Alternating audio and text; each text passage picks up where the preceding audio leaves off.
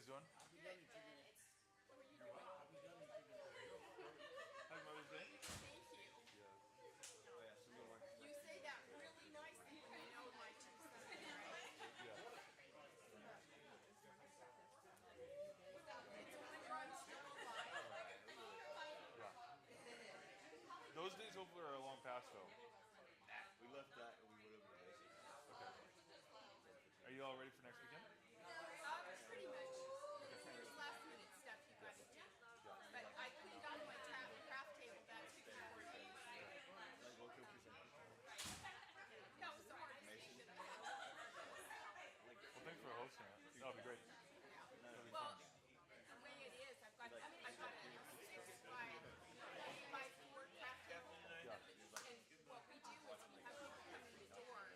I've got plugins for crock pots and stuff, and they can go around that table and pick up their food and go outside or wait for a good day.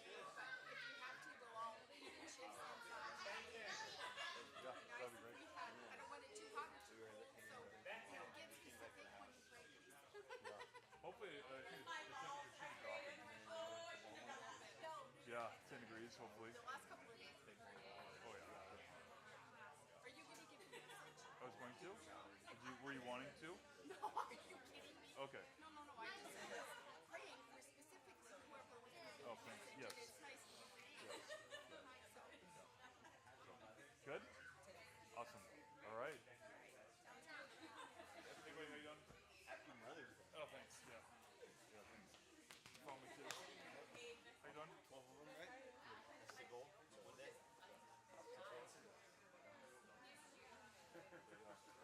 We do. You increased friendly? Planted Yeah. the yard sale. I had to go shopping last night for the campaign last night for soccer. you're doing your own. Yeah, you got coffee. For a job. Or for I drive through. you drive through it? Or I guess I passed it. On 84. Or 82. Alright, that's fun. How'd you guys do? Well, I was scouting. Just scouting? Okay, I thought because like you just said. And then I got to finish all my degrees. And then after tonight, then I can start taking care of it. That's good.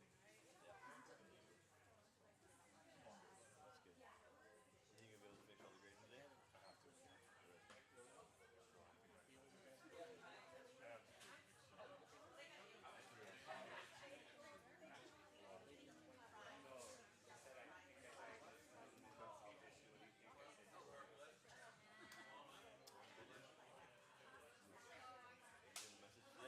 Yes, thanks. I felt it. I got home late last night. I worked on it a little bit.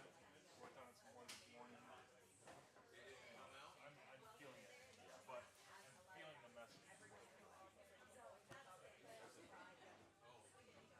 All right.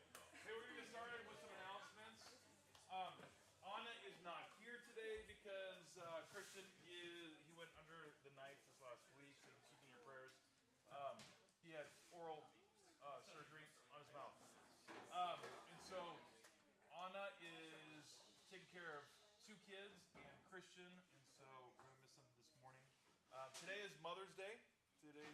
Mother's Day, so we wanted to do a warm welcome to all the mothers. But before I get to that, just a few announcements. I wanted to go ahead and share that next Sunday we're going to be over at the Powell's house, and we're going to be doing a pit barbecue. Very excited for that. If you have questions about food, you can talk to Connie, and she can give you ideas and all the instructions that you need for food. And then we should probably bring lawn chairs or blankets. We're going to go from. We'll start at around 10:30. We'll do a service from about 11 to 12, and then the food we'll start serving right after 12.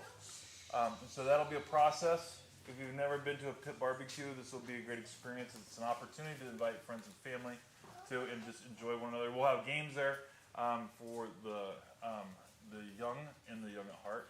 So we can all take part and enjoy that.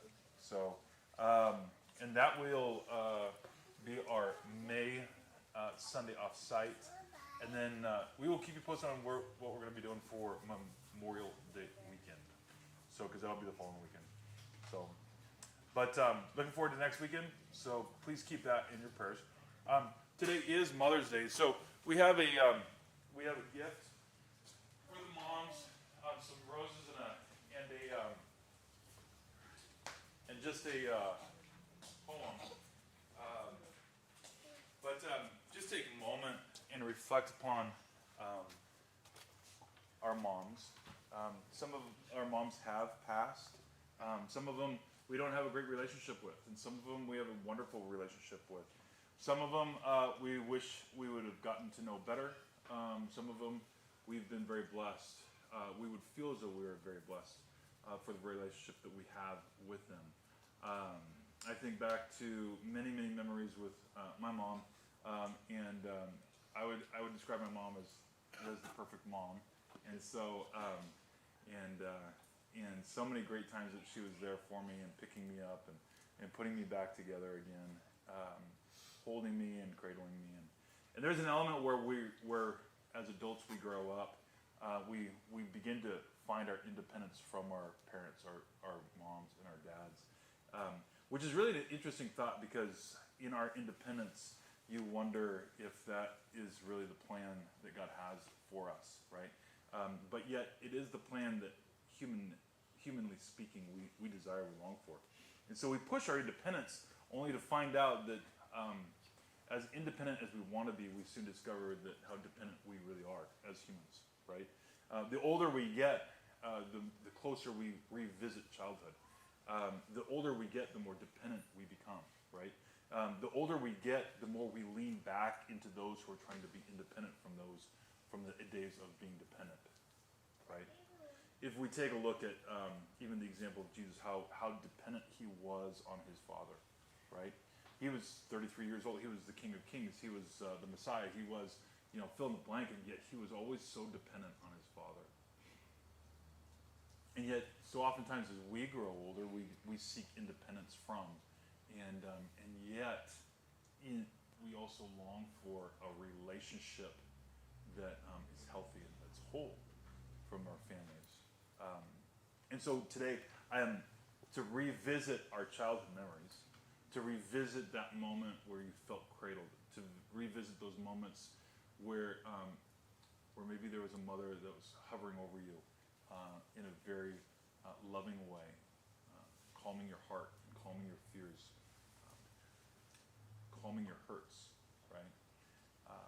Those moments that we cherish, those moments that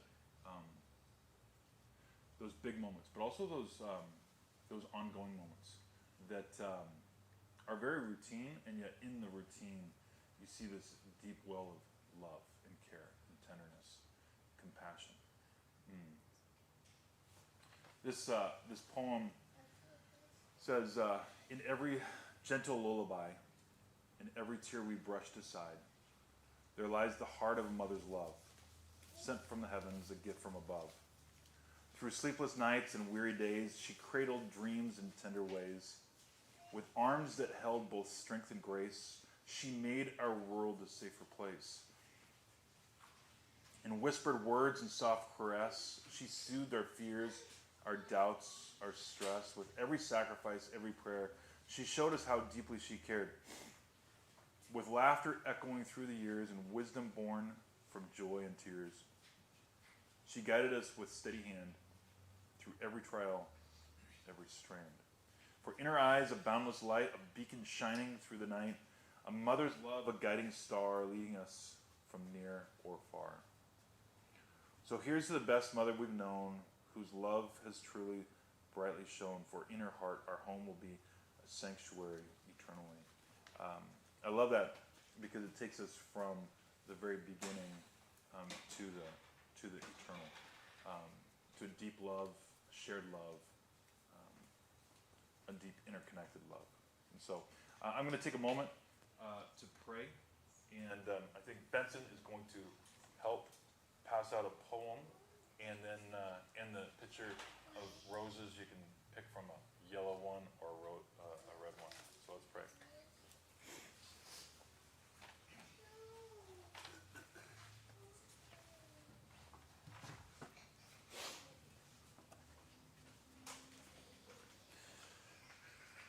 God, we marvel at your design for family and relationships,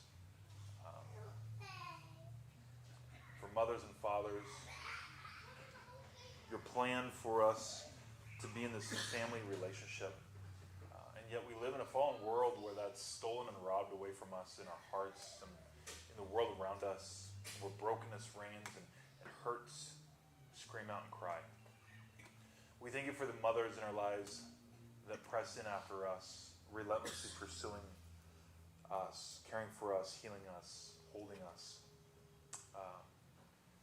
Lord, I pray that for those of us who have hurtful memories, Lord, that you would bring healing and wholeness there. For those of us who have close relationships with our mothers, I pray that you would just continue to bless and keep whole, God. Thank you for people that you've brought into our hearts and into our lives. And I pray that we as people who follow you, we would be able to extend that same love and tenderness and compassion to those in our families and our friends and those around us, Lord. We pray this in your name. Amen. We're going to go ahead and start with some worship. And you got it, buddy? Yeah. Awesome. Thank you.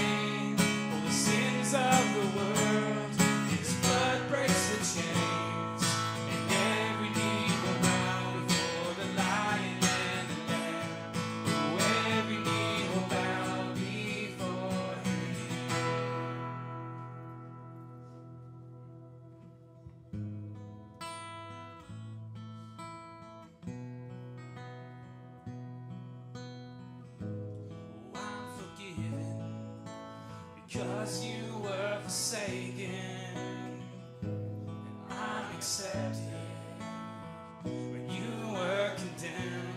Oh, I'm alive and well, your spirit is within me, because you died and rose again.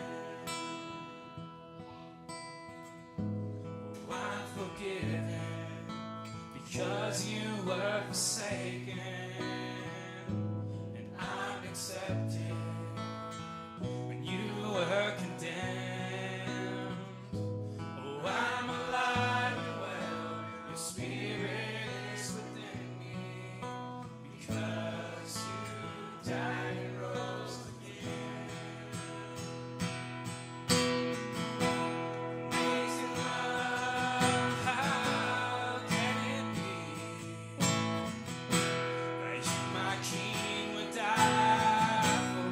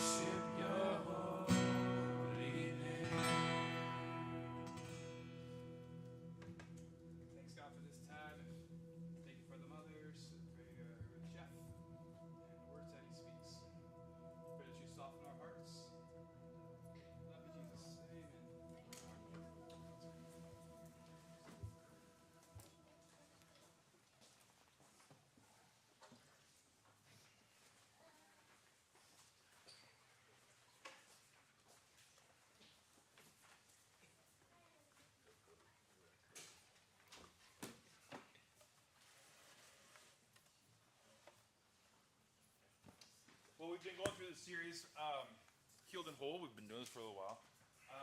Taking a look at our hearts. And in the series, the mini-series that we're going through is Signs of Jesus. Taking a look at how he makes people whole and how he heals people. And so today we're going to be diving out of John 5. Last week we were talking about Lazarus out of John chapter 11. And for me that was that was a fun study to do. We're in John 5 today. One thing I forgot to mention, though, that I thought was continued to kind of reinforce that echo of Jesus' resurrection and life was when he tells Lazarus to come out. When he says, Lazarus, come out, the phrase coming out is the exact same phrase that he uses in John chapter 5, which we're going to be in today, but we won't be referencing this phrase. But John chapter 5 in verse 28, he says, and there will be a time when you hear the voice of God saying to those who are in the tombs, come out, right? And so all through John chapter 11, you hear the Jesus or the resurrection and the life calling us toward resurrection and life, which is a great reminder in the world in which we live.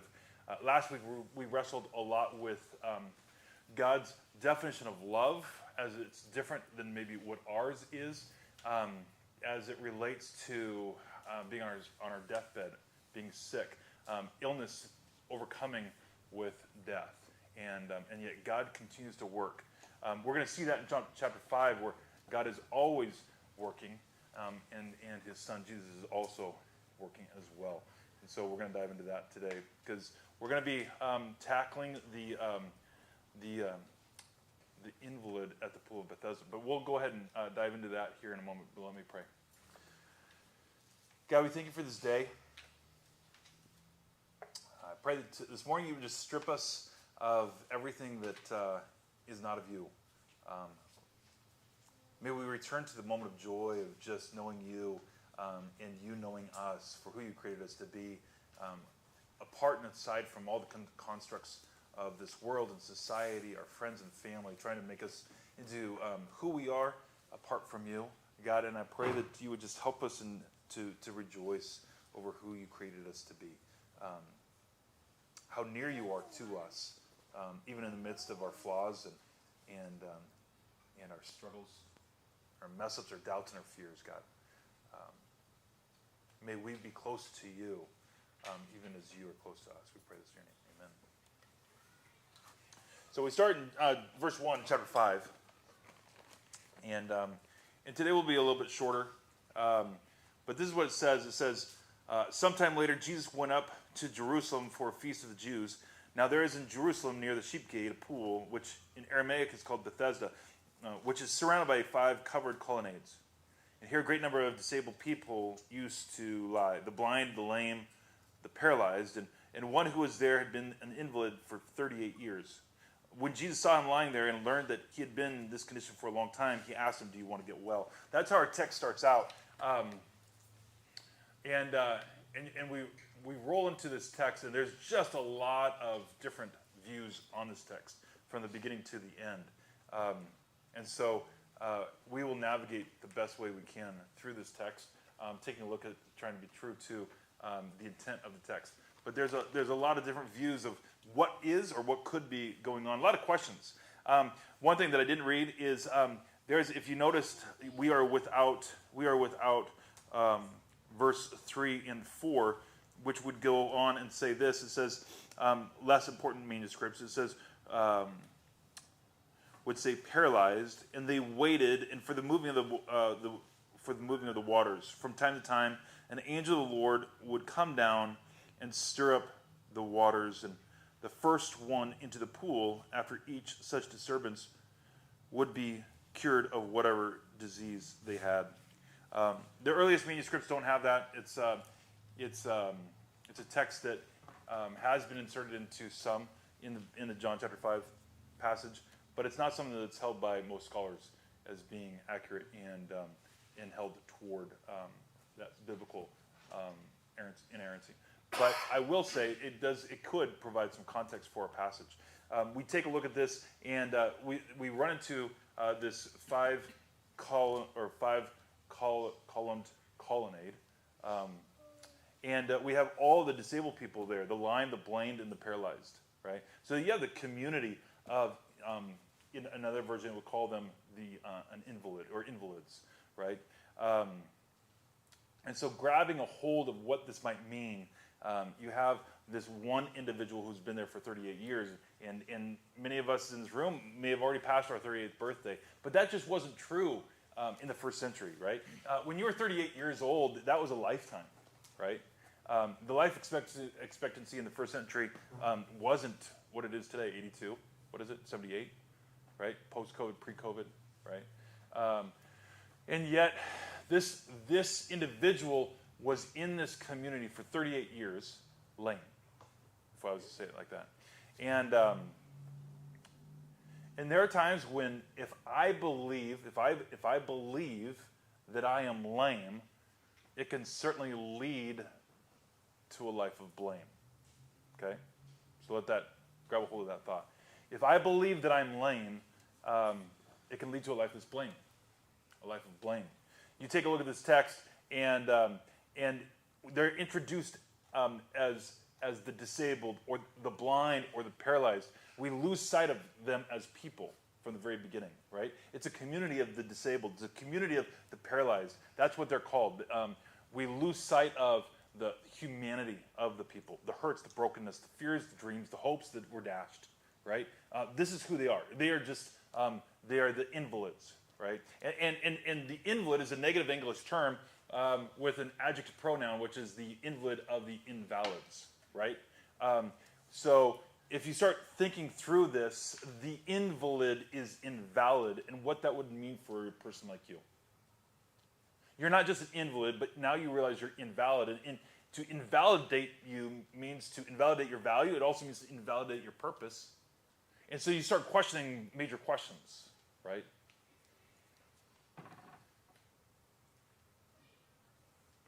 And then Jesus shows up on the scene, and he asks this question, and he asks, do you want to get well, right? And if he showed up for anybody at the pool, I mean, who wouldn't want to get well?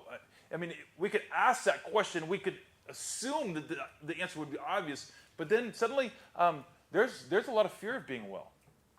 Let's just be honest, right?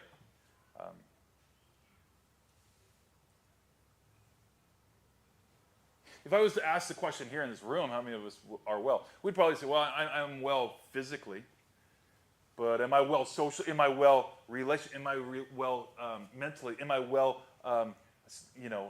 spiritually, right? I mean, if I was to ask this question, how many of us live in a community of the disabled and the lame and the paralyzed? But that's not my house, and that's not my job, and we're all whole, we're all healthy, until we start asking more specific questions. And then maybe we would insert ourselves into this community where it says, you know what, maybe I'm not as well as I thought I was. Or maybe my spouse is not as well as I thought they were. Oh, but then of course, what's the nature of our prayer request? What's the origin of our prayer request? Please be praying for because of X, Y, Z, right? We all go through times in life where we're just not as well as we would like to be. So then Jesus shows up and says, do you want to get well? Because there's times where it's easier for us to say, no, I don't want to get well. I've figured out my situation in life. It's not going to get any better. I don't want my hopes to be raised because they've been raised too many times, right? Do you want to get well? If Jesus showed up in this room today and he looks at you and says, do you want to get well? Some of us were, well, how? I thought I am well. How am I not well? What part of well am I not? Some of us know that we're not well. But then we shrink back from the idea of being well. Because when I'm well, you know what comes with being well, right? Our expectations, right? Let's be honest. I mean, if you're not disabled, blind, or an invalid who's been invalidated, then there's kind of some expectations. If you are a dad who's no longer in the hospital and you're healthy and whole, then there's certain expectations like, how are we going to make it through the month? Or the mom, single mom, right? How are we going to make it through the month, mom? Right? There's certain expectations that come from being well. Another expectation that comes from being well is that you can't pretend for being not well. Because sometimes it's easier for us to pretend that I'm just not well so that I can avoid the expectations of being well. We live in a world of pretend. It's called image. Perception, right? So Jesus asked this question, do you want to be well? Do you want to be well? What's interesting, what happens next, is that there's no response to the affirmative. And as I read this, tell me where in this response do you hear the words of trust? Tell me where you hear the words of faith. Tell me where you hear this, the spirit of this man, this invalid for 38 years, rises up and overcomes. Here you go. Sir, the invalid replied, I have no one to help me into the pool when the water is stirred. And while I'm trying to get in there, someone else goes down ahead of me. Now, this is the first series of, if I were to use the word blame, that we run across. I have nobody to help me. Someone else gets in front of me, right? In essence, I am the invalid of invalids because I'm the chief, because I've been here for 38 years. I've been here for 38 years. I've been dealing with it for 38 years. And by the way, where's God in all of this? Because God's plan doesn't work. I mean, I've tried to get into the pool of water time and time again. That was apparently God's plan. But somehow, I haven't been able to receive the blessing or the grace that comes as a result of getting into the water first. Interestingly enough, Bethesda, the pool, is in Aramaic it means house of grace.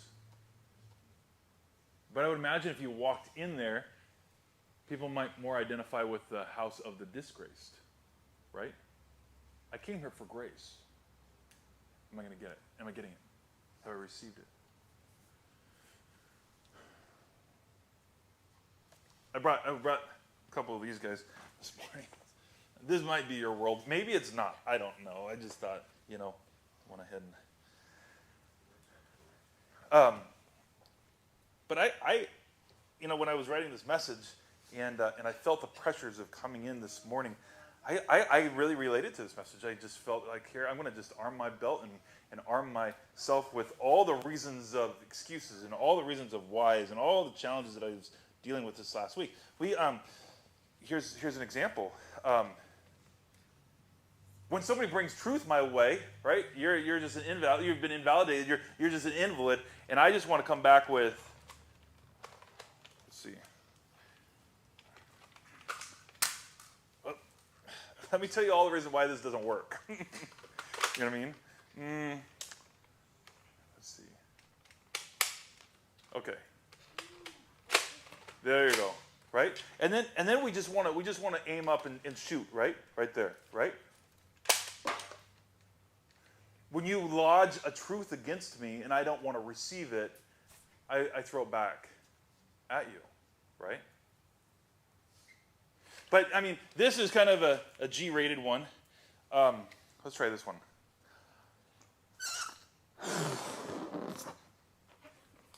This is. I thought this was kind of cool. Oh. I got another one in here.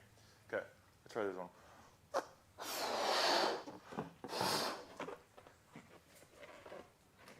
This is going to be great. Volunteer. Oh, Tom, thanks.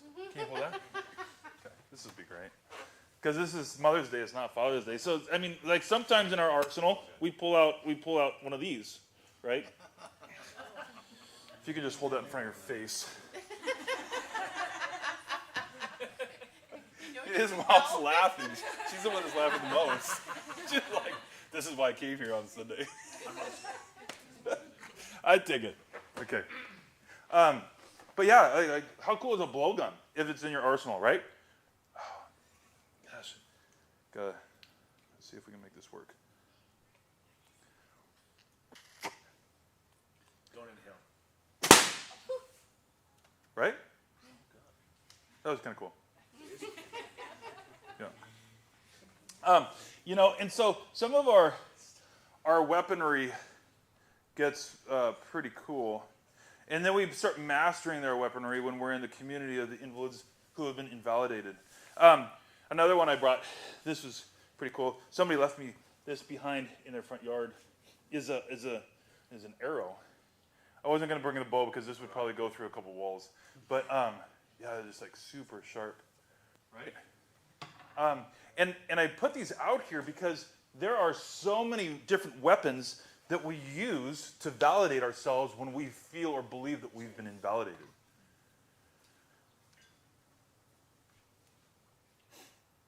I don't know which one you associate most with. If you're in the public school, V,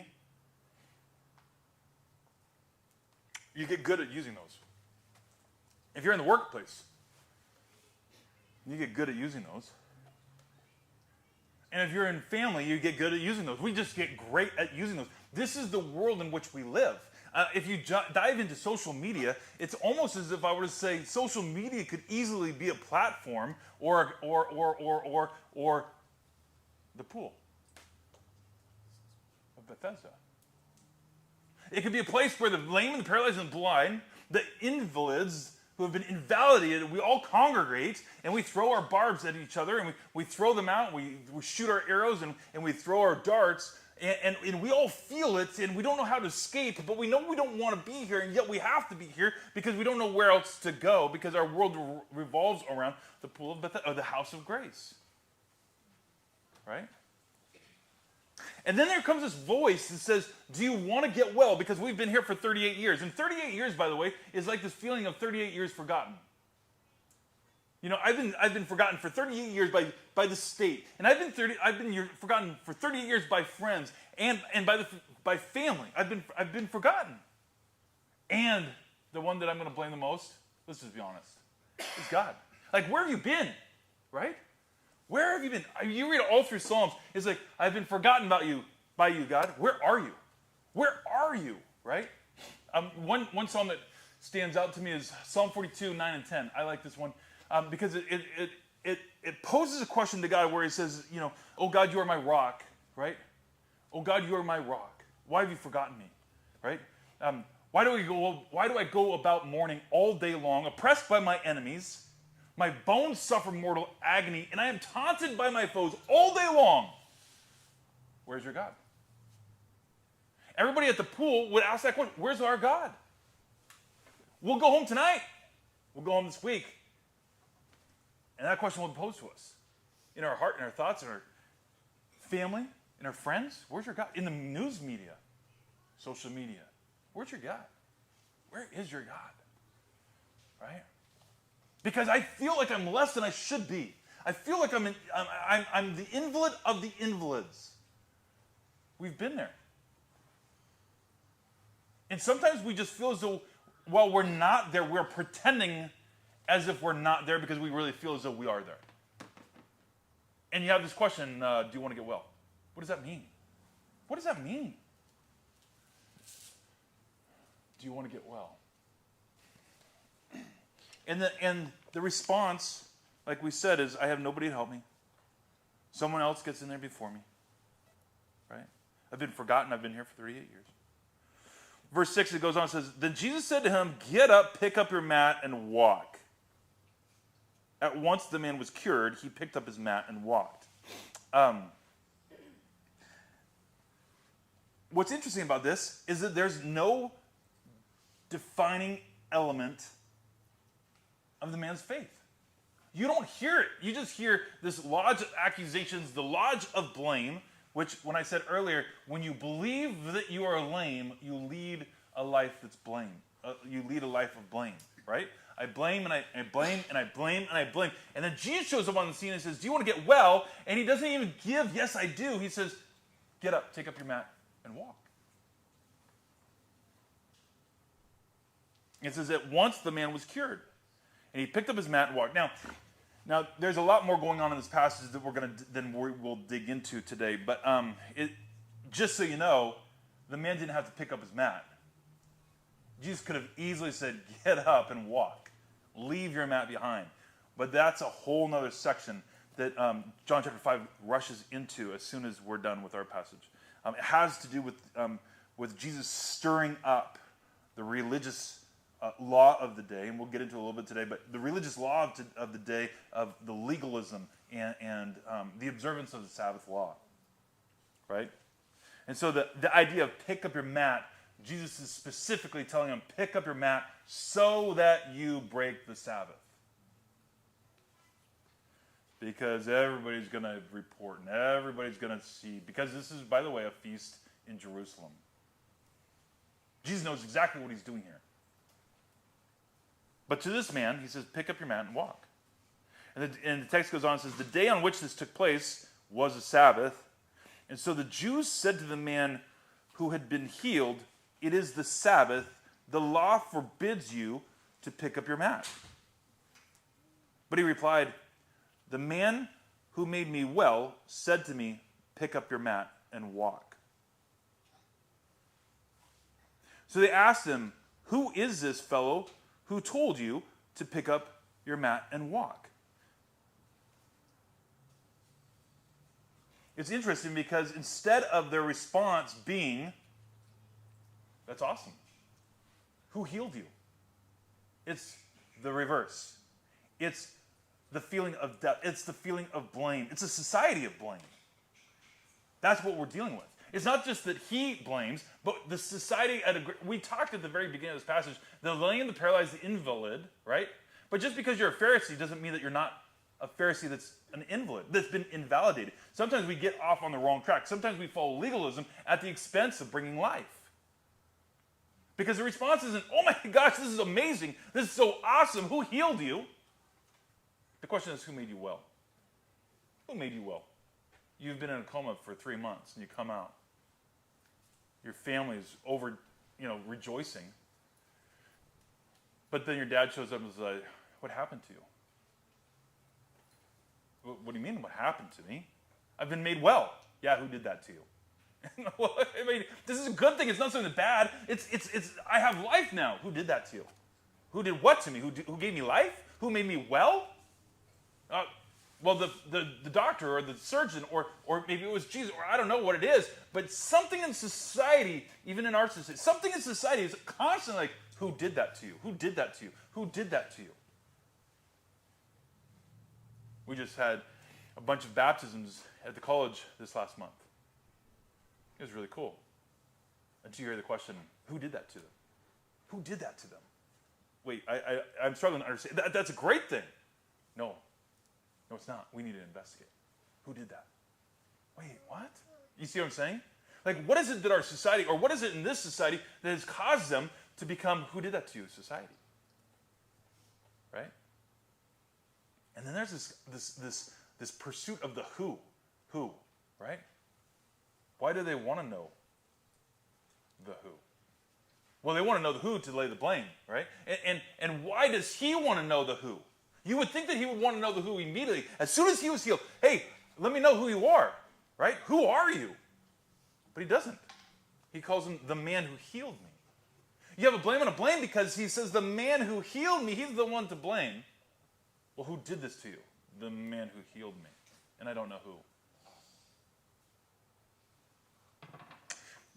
If we stop long enough to think about the claim of blame is it's not my fault, right? It's not me. I'm not wrong. The claim of blame. And where's this birth? This idea of blame. Where is this birth? This idea of unfairness? This idea of lack of trust of God? This idea of I don't deserve this, right? That's why I turn around and I blame, right? And while we use the arrow and we use the blowgun, we use the Nerf gun. We also have this shield, right? And we do a great job. We do a great job hiding behind the shield, right? So when there's authorities that come at us, we may not be able to throw our Nerf guns or our arrows back, but we can hide behind the shield because they're throwing their Nerf guns and their arrows at us, and we're hiding and we're getting smaller, and we're trying to shield ourselves against the attack and the assault of those who are trying to lay their blame against us. Think about this last week. How does this last week look for you in dealing with blame? right? Drawing out our pistols and, right? We do it all the time. We defend ourselves. Which is really interesting because when Jesus went to the cross, if you look at Mark 14 and Mark 15, what was so amazing about Jesus is that he remained silent. Even Pilate says he was amazed because you have no reply to these false accusations. These aren't just true accusations. These are false accusations that are being lodged against Jesus, and yet you have no reply. Why? Right? It's in Isaiah 53 when we read about the suffering servant. It says here, he was oppressed and afflicted, yet he did not open his mouth. He was led like a lamb to the slaughter, and as a sheep before her shearers is silent, he did not open his mouth. Why does he not open his mouth? If I was to say it maybe like this, because Jesus lived out of who he was and why, not out of who he was not and why. Right? And if we stop and think about the invalid, or if I stopped and thought about Jeff, or if RJ stopped and thought about RJ, or Steve, or whatever, how oftentimes do we live out of who I am and why, or do I live out of who I'm not and why? Right? Earlier I said that if I believe that I am lame, I will live a life of blame. But if I live a life of blame, it will lead to a life that is lame. Right? Right? If I live in a community that blames, it's really hard for me to not blame. And if I live in a community of blame, then I see the result is one that makes me crippled. It makes me handicapped. It indeed makes me an invalid. You think about Genesis in chapter 3, where God asks the question, how did you know that you were naked? Right? And Adam's response is, the woman you put here gave me. Right? The woman you gave me. Right? And what happens next? They're out of the garden. They're out of the paradise. They're out of Eden. They're out of, right? And the next thing is chapter 4. There's dysfunction from generation to generation. It leads to Genesis 6, and where man's heart is full of wickedness all the time, and just on and on and on. So when I live in a community of blame, it leads to a life that's lame. Yeah, somehow Jesus navigates through it. And he says, do you want to get well? Do you really want to get well? Do you want to get well? Do you want to get well?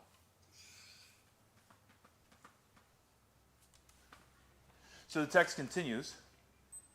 It says this. So they asked him, who is this fellow who told you to pick it up and walk? The man who was healed had no idea who it was, for Jesus had slipped away into the crowd that was there. Later, Jesus found him at the temple and said to him, see, you are well again. Stop sinning, or something worse may happen to you. The man went away and told the Jews that it was Jesus who made him well. Now, there's different views you can take on this, but if we held to the idea of this blame, he went and told the Jews on Jesus because he now knows that it was Jesus who made him well. You see what I'm saying? So if you hold to this line of thought, this is now the third blame that we see in this passage. He blames everybody at the pool. The Pharisees look to blame somebody. When he finds out who it is, he blames the name. Jesus. It's his fault that I'm made well. But it's not his fault. And so this is where Jesus comes back and says, quit screwing around, or you're going to find yourself in a much worse. He's been an invalid for 38 years. Much worse. He's been in a community of invalids for 38 years. How much worse could it be? Well, Jesus knows, but the invalid doesn't know. He just can only imagine how much worse could this be. We could ask the same question. How much worse could your world be, or my family be? How much worse can this world be? Well, it's hard for me to imagine, but God knows, right? This passage ends with the word well. 4 times it says it in the whole entire passage. Do you want to be made well? And it finishes with this phrase. It says, Jesus who had made him well. The idea of being well or whole, right? And this idea, this theme that runs all the way through is God's heart and desire in a world that's full of being lame or blame. Or lame that results of being a world that's full of blame. Because just because I'm well doesn't mean that I'm well if I'm busy pointing fingers. I was going to try this earlier, but I thought, you know what, maybe this isn't a good idea. So I was going to say, hey, you know what, we had an honest truth we had to share today. This last week, Josh got into the tithing box, and it was empty, and there's like $500 that was missing. Does anybody know which and who? What would we say? Who would we point at first? You know what I mean? Kind of like the game Clue. But it would be, like, for a moment, it would be really real. Knives would come out. You know what I mean? But yet it happens in our lives. It happens in our day, right? Or something is missing, or something is broken, or somebody misses something, an appointment, or I do, and you feel the weight of it, what happened to you, or what happened to you. And the knives come out, the guns come out, we point, and it's so easy for us to live this life of blame, and we start pointing out. But the question is, where is blame birthed? Who is it birthed by? What kind of society is that? Because the text goes on and says, it finds him back at the temple, the man made well. So on one side, we don't find him back at the pool of Bethesda. So it doesn't look like he's going back to pretend. It doesn't look like, well, this is my home, so I'm going to stay there, right? But he goes to the temple, and the question that's not answered is, why is he really at the temple? Why is he really at the temple? What's his agenda? What's his motive? Right? Is it image? Is it perception? Who's he serving?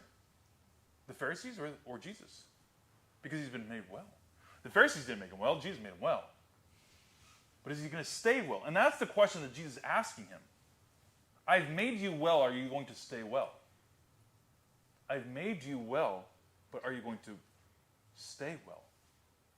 Because the question I asked earlier is, do we live out of who we are and why, or do we live out of who we are not and why? So when you come out of the doctor's office, or when you come out of the hospital, you will be made well, and the doctor will tell you why. But how long will it take before you believe that you're not well, and now you're telling everybody why you're not well? Because that's what's going on with this individual. Jesus says, don't forget, you've been made well. Stay well. Where are you going to go back to? Now, I'll finish with this, because the passage finishes with this. I would say, I like this. The man went away and told the Jews that it was Jesus who had made him well. Is that a well finish or an unwell finish? Is it a well statement or is it an unwell statement? I'll read it one more time. The man went away and told the Jews that it was Jesus who had made him well. Is the man well or is he not well? So because Jesus was doing these things on the Sabbath, the Jews persecuted him. But Jesus said to them, my Father is always at his work to this very day, and I too am working. In Genesis, God created in 6 days, but he was creating and he was creating and he was creating. But then on the seventh, it says that he rested. But we also know that on the seventh, he was no longer creating, but he's still governing. He's still holding. He's still making sure everything goes. The world is spinning. This idea of the Sabbath shows up because Jesus in Mark 2 and also Mark 3, he says that man was not made for the Sabbath, but the Sabbath was made for man. And he asks this question after a little story. He says, is it right to do well or good, or to do bad on the Sabbath? To give life or to take life on the Sabbath? The idea of all these laws came out as a result of, there's a passage out of Jeremiah chapter 17, where it talks about, for the sake of your life, do not carry. But then there's also the traditions that formed around the law. There were 39 laws that were made up in this tradition of the Mishnah that were to secure this idea of the Sabbath law. And we do that so that if you break that, I'll point that finger there. And if you break that, I'll point that finger there. And it reinforces, or legalism reinforces, this idea of blame that results in a society that's being lame. It's finding itself lame. And so the question I keep asking this morning is, do you live your life out of who you are and why, or do I live my life out of who I am not and why? And the reason why I ask that question is because this service started with mothers being honored with a rose. Mothers being honored with a rose. And a poem and everything like that. But oftentimes when we have this shield up, what we don't want people to do is to discover who we really are, right?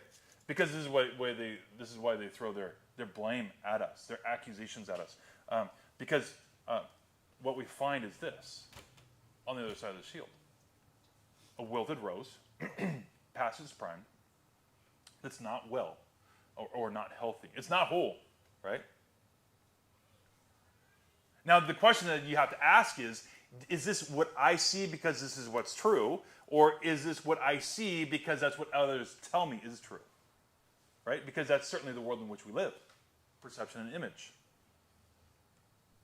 The question I keep asking this morning is, do I live my life out of what is and why, or do I live my life out of what is not and why? So let me just tell you why I'm not well, right? I'll give you all the reasons. Go ahead and make your accusations. Let me tell you why I'm not as yellow as I should be and why I'm wilted. And do we live our life out of that? Or do we tell us why we are the way we are? This is how God created me, with a purpose. That I'm not an invalid that's been invalidated. I am valid. I'm a valid that's valid. You see what I'm saying? If we recall Psalm 139, I love this. For God created me, He created me and knit me together in my mother's womb. And I praise Him because I'm fearfully and wonderfully made. But if I ask this rose, do you feel as though you're fearfully created? It depends. If the rose is listening to Steve, maybe the rose would feel like I'm wilted and not healthy and not well. But if I listen to God and He says, no, you're well, because I created you this way with a valid reason and a valid purpose, then I can step into that. You see what I'm saying? Because we all long to look like this. But we all know that, all you have to do is jump on the celebrity webpage or whatever you look at, or whatever movie you want to look at. Yeah, I'm just not like that person. I don't have those looks, or I'm not like that model, or not like that athlete. I'm a has-been, I'm a JV, I'm a B-team guy, B-team girl. I don't know. I feel more like this until God shows up and says, I made you exactly this way to serve the King for exactly this purpose. But when you hear those words, it almost has a miraculous effect on you, because it's hard to look at yourself when you hear it from the King of Kings that I look like this, because you suddenly discover that if He's created me for a kingly purpose, for the kingdom, I now look like this. And it really doesn't matter what you say, because who are you, by the way? Who are you? You're just like this. You're an invalid that's been invalidated unless you grab a hold of your validated purpose that the King has given you. The Jesus, the Messiah, the healer, the miracle worker. He shows, like, this is why you were created. And you have this validated purpose that you're going to serve the King and you're going to serve the kingdom with an incredible purpose. But how are you going to look at yourself? Who are you going to listen to? Right? Do you want to be made well? What would that look like? Then stop hanging out with the invalids who want to tell you that you're nothing but an invalid.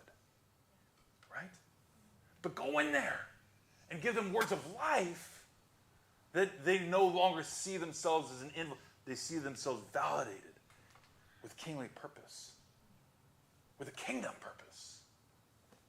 That you can put your shield down, and you don't have to use those anymore, just like Jesus didn't need to use them when He was being flogged or beaten or mocked or put on the cross. He didn't need it because He knew what His purpose was. It wasn't a question. If you ask the Romans, they knew what His purpose. You're a criminal. You're going to be crucified, right? If you ask the Jews, you claim to be God, and we know you're not God, so we're going to go ahead and crucify you. But Jesus knew exactly who He was and why. There was not a shadow of doubt. That's why He didn't have to answer them, because He knew He was this. But He asked the question, would you? Would you just know that you were this? You were created for a divine purpose. You were created for a kingdom. You were created for a kingdom purpose. At what point will you step into it and say, man, I'm created this way by the King? for kingdom purpose. And by the way, when all is said and done, we will be asked, what did you do with your life once you knew you were well? What did you do with your life? What's your why? Because you know what your why is when you find out who the who was that made you well. You find out who the who is, or you find out what your why is once you discover who the who is that made you well. Psalm 109, for you created my inmost being. You knit me together in my mother's womb. And I praise you because I am fearfully and wonderfully made. Period. That's it. Let's pray.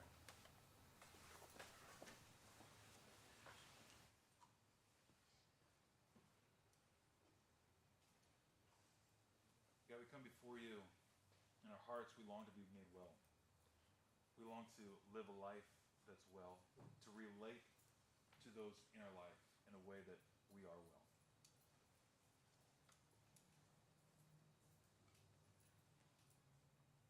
We fear not living out what it means to live well. But God, may we be reminded that you are the one who made us well. That you are the one that we answer to. That you are the one that we listen to and hear. That it's your truth that is true. That it's your words that are true.